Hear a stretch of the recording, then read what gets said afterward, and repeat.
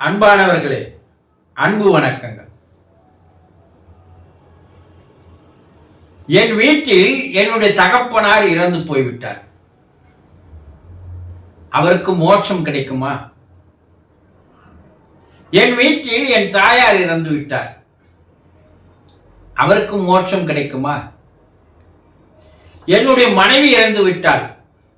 அவளுக்கு மோட்சம் கிடைக்குமா? என்னுடைய கணவர் இறந்து விட்டார். அவருக்கு மோட்சம் கிடைக்குமா? இப்படி பல பேர் தொடர்ந்து கேள்வி மேல் கேள்விகளாக கேட்டு வருகிறீர்கள். ஒண்ணுத்த நீங்க தெளிவா தெரிஞ்சுக்கணும். நாம் தெரிந்து கொள்ள வேண்டிய விஷயங்கள் நிறைய இருக்குது. உலகத்துல கற்றது கைமண் அளவு, கல்லாதது உலகளவு சொன்னாங்க இல்லையா? நம்ம கைமண் அளவு கூட கத்துக்கல, கை சிட்டிக்கு அளவு தான் நம்ம கத்துன்னு இருக்கோம். அப்போ நாம் இறப்புக்கு அப்பால் நம்முடைய நிலைமை என்ன என்பதை நீங்கள் தெளிவா தெரிஞ்சுக்கினீங்கன்னா வாழ்கின்ற வாழ்க்கையை ஒரு அற்புதமான வாழ்க்கையாக, அர்த்தமுள்ள வாழ்க்கையாக, ஆனந்தமான வாழ்க்கையாக உங்களால் வாழ முடியும்.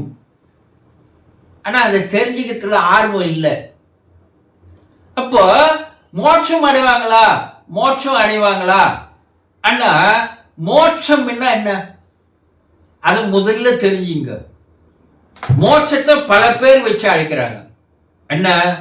விடுதலை, வீடு பேரு, சிவநிலை, சிவகதி, இறைவனடி, இறைநிலை, இதெல்லாமே மோட்சம்தான்.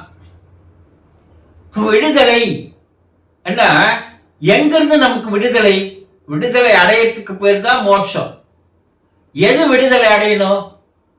என்ன? நம்ம உடம்புக்குள்ள இருக்கின்ற ஆன்மா என்ற பறவை. நம்ம உடம்பு அது ஒரு கூண்டு மாதிரி.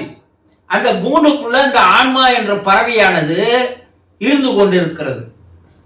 இந்த ஆன்ம பறவையானது கூண்டை விட்டு வெளியேறுவதற்கு பெயர் விடுதலைன்னு பேர். அப்போ அந்த ஆன்மா அதை இறந்துட்டாரு, அவருடைய உயிர் தான் அவரோட விட்டு வெளியே போயிடுச்சு, அப்போ அவருக்கு மோட்சம் கிடைக்கும் தானே நீங்க கேட்கலாம். கிடையாது. அந்த ஆன்மாவில் வேறு ஒரு தலையில் சிக்கி இருக்கிறது. என்ன? அந்த ஆன்மாவிற்கு பந்த பாசங்கள், கர்மாக்கள், வாசனைகள், சமஸ்காரங்கள், பதிவுகள், பாவ புண்ணியங்கள், இவையெல்லாம் அதுகிட்ட ஒரு மூட்டையா இருக்கு. இந்த மூட்டையை தூக்கின அந்த ஆன்மா மேலே போகிறது.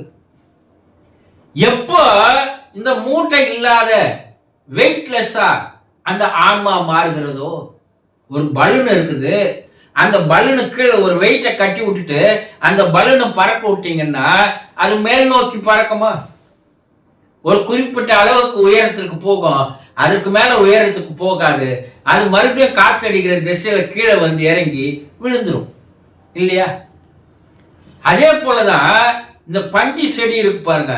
அதுல இருக்கிற காய் முத்தி வெடிச்ச பிற்பாடு அதுல இருக்கிற விதை மேல ஒரு சின்ன ரெக்க இருக்கும்.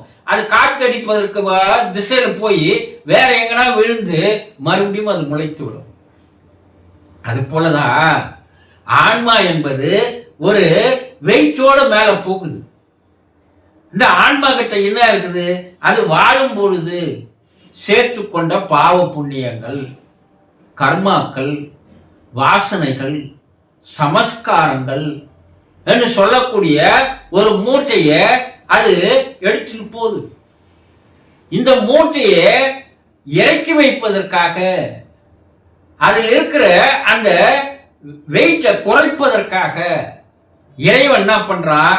மறுபடியும் ஒரு பிறப்பை தருகிறான். பா, நீ அளவுக்கு அதிகமா மூட்டையை எடுத்துன்னு வந்துட்ட, இந்த மூட்டையினுடைய வெயிட் ஒண்ணு குறை.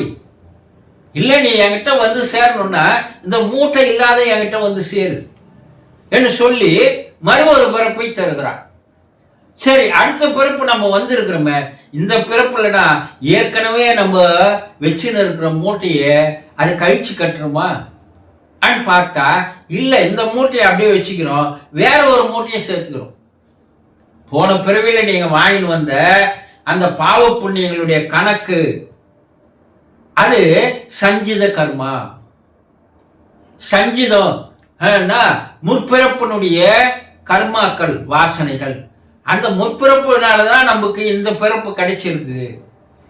இப்ப முற்பிறப்புல நம்ம சேர்த்துக்கின அந்த வாசனைகளை, அந்த கணக்கை நில் பேலன்ஸ் ஆக்கிறதுக்காக தான் இந்த பிறப்பு இறைவன் நமக்கு தரான். ஆனா இந்த பிறப்புல அந்த வாங்கி வந்த கடனை நம்ம அடைக்கிறோமா? இல்லையே.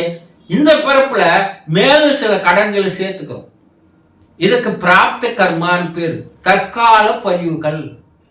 முற்காலத்துல வாங்கி வந்த கர்மா, தற்காலத்துல வாழும்போது சேர்த்துக்கிற கர்மா, இது ரெண்டு மூட்டை ஆகி போகுது. இப்போ ஒரு மூட்டையை எடுத்துன்னு போனோம், அது கழிச்சிட்டு வான்னு சொன்னா அதை ஒரு பக்கம் வச்சுக்கின்னு இப்போ ஒரு மூட்டையை நம்ம சேர்த்துக்கின்னு மேல இன்னும் வெயிட்டா நம்ம போறோம் இல்லையா? அது இல்லாத ஆகாமிய கர்மா. நமக்கு மேலும் பல ஆன்மா இச்சைப்படுகிறது. காமியம்னா இந்த ஆன்மா ஆசைப்படுகிறது, இந்த ஆன்மா இச்சைப்படுகிறது. மேலும் கொஞ்சம் மூட்டை சேர்த்துக்கிறோம். பின்னாடி இப்படி இருக்கணும், அப்படி இருக்கணும், இப்படி வாழணும், இப்படி எல்லாம் மேல.